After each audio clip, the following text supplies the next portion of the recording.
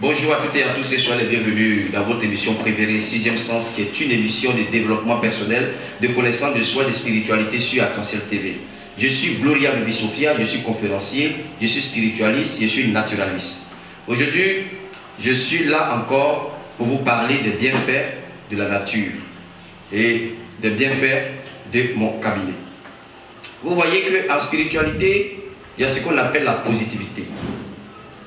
Aujourd'hui, il y a des gens, eux-mêmes là, ils sont négatifs. Dans leur vie, ils détiennent ce qu'on appelle l'énergie négative. Tout ce qu'ils font, ils n'ont jamais avoir de bonnes pensées pour eux, à plus forte raison, pour autrui. Lorsque nous, en tant qu'êtres humains, nous pensons, nos pensées créent des esprits.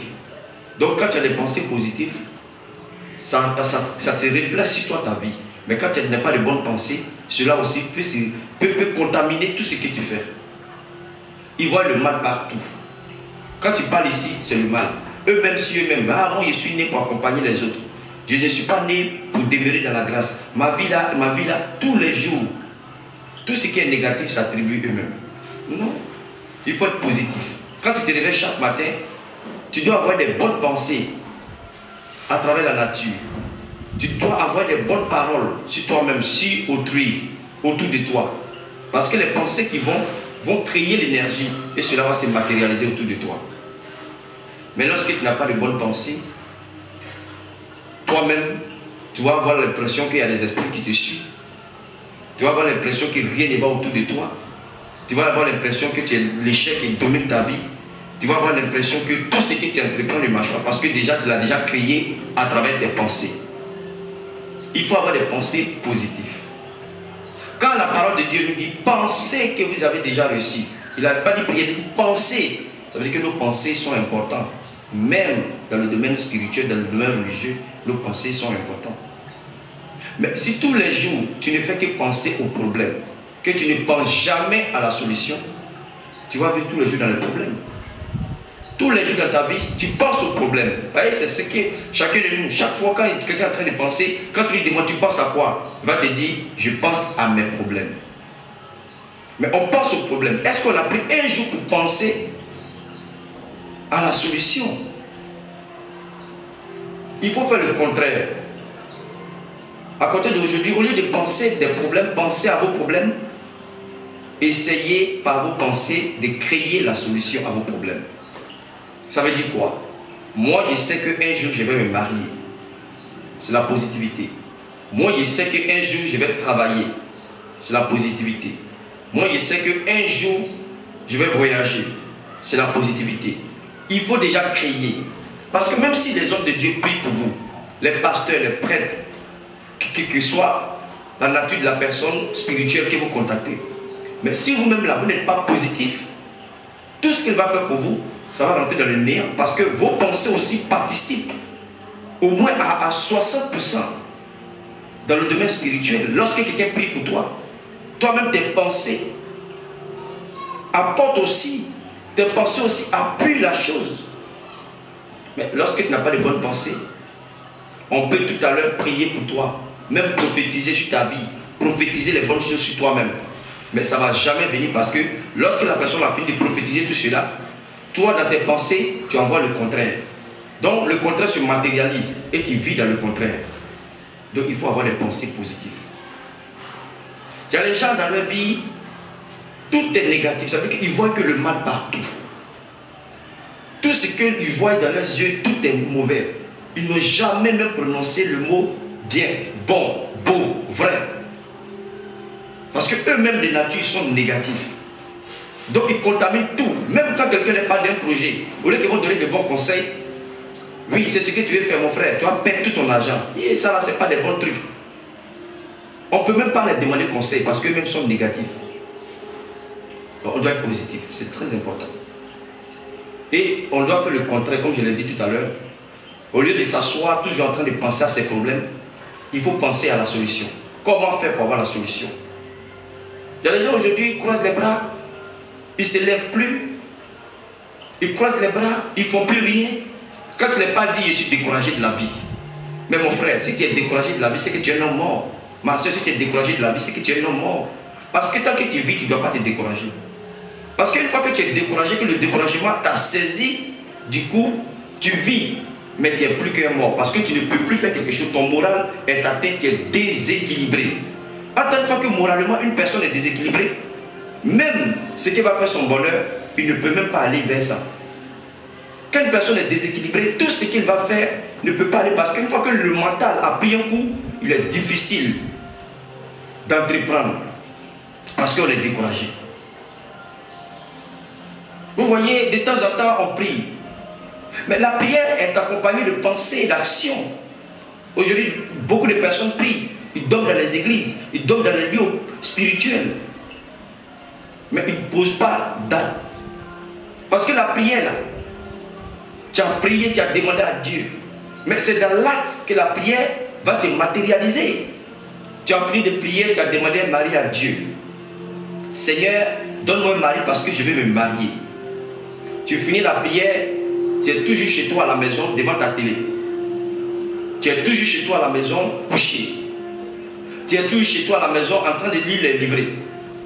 Le mari ne va pas quitter au dehors pour venir taper à ta porte pour dire bon, hier tu as prié pour demander un mari, donc je suis venu te marier.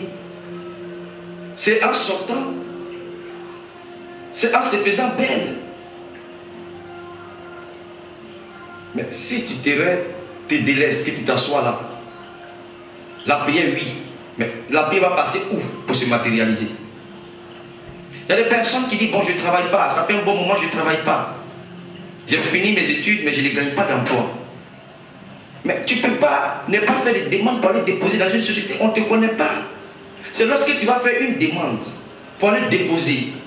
Et c'est à travers cette demande-là qu'ils vont te connaître, vont connaître tes compétences à travers les CV que tu vas déposer, et puis ils vont t'appeler. Mais ce n'est pas parce que tu as fini de prier, ou bien un homme de Dieu t'a donné des parfums, ou bien t'a donné quelque chose, que tu vas te renfermer sur toi-même. Non, l'action compte beaucoup dans la prière.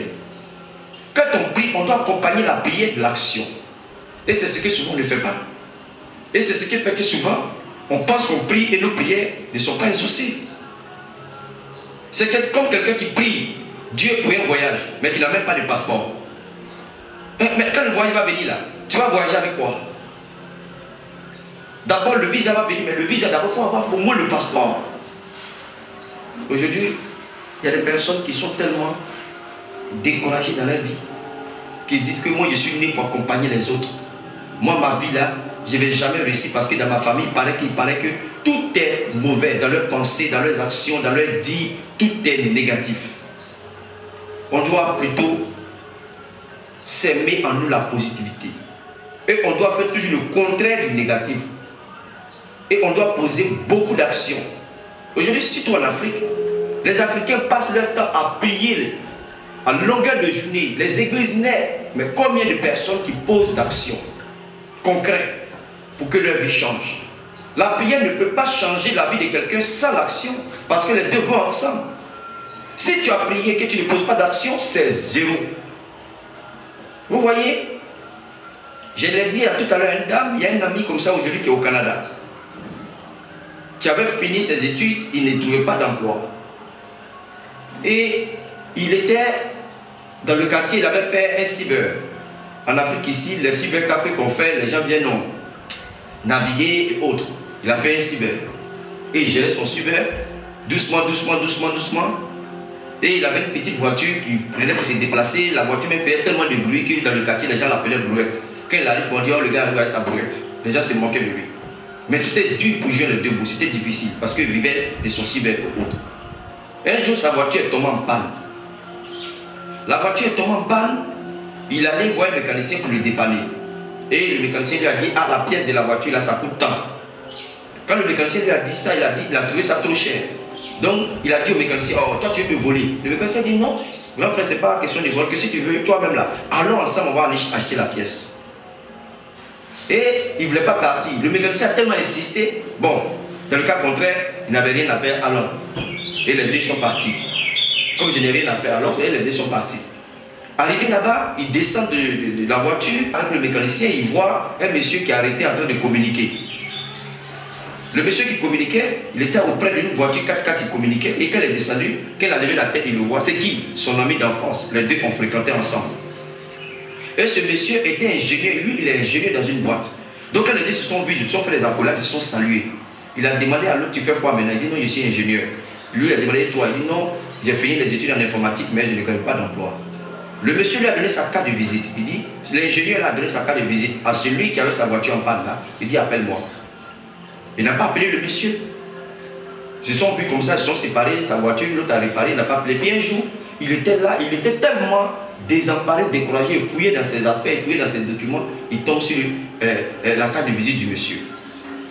Il appelle le monsieur qui était son ami en question, qu'ils ont fréquenté ensemble en question. Son ami dit, mais je t'ai donné ma carte, moi je n'ai pas pu te coordonner, tu ne m'as pas appelé. Que demain, viens me trouver dans tel coin.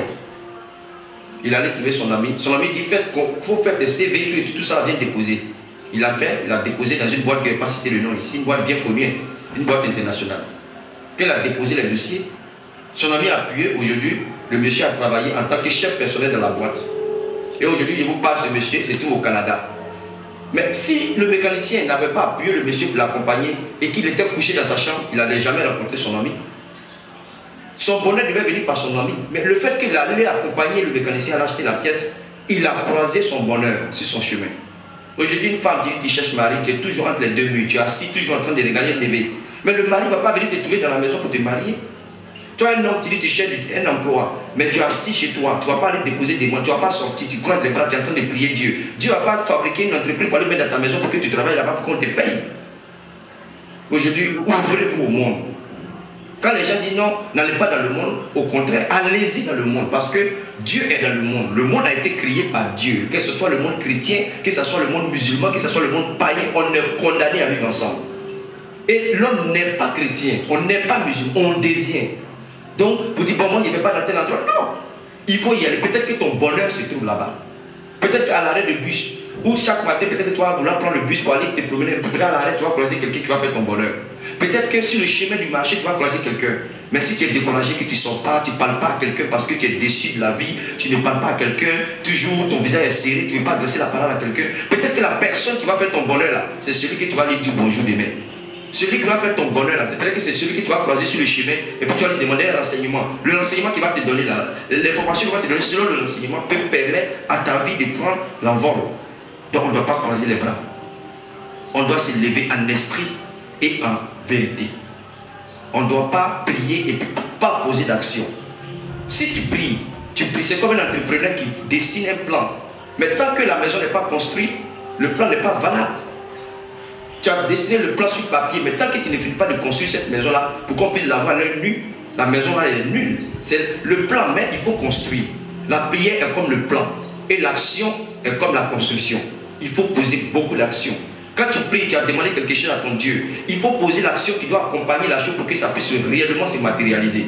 Quand tu as prié, que tu as demandé quelque chose à Dieu, que ce soit de l'argent, si tu pries, que tu demandes l'argent, tu dois poser l'action, tu dois faire pour que l'argent vienne, parce que l'argent ne va pas percer le but pour te trouver là où tu es. Ici en Afrique, on prie beaucoup, on ne pose pas d'action. Regardez les Chinois, ils posent beaucoup d'action. Regardez même les Européens, beaucoup l'action, mais l'action est moins ici. Et dans la vie de chacun, on doit plus poser d'action. On doit accompagner la prière par l'action. C'est ce que je voulais vous dire aujourd'hui. Donc, je l'ai terminé. Il y a encore d'autres vidéos qui vont suivre avec le temps. Je vous remercie. Et si on prie, on n'a qu'à continuer à prier. On ne doit pas se décourager. Ce n'est pas parce qu'un homme de Dieu a prié pour toi, que ta vie n'a pas changé, que tu dois te décourager de Dieu. Parce que dès lors que tu as encore le souffle là, demain le bonheur peut venir. On ne sait pas, comme on le dit, l'homme ne connaît pas le jour de son jour. Merci et à bientôt.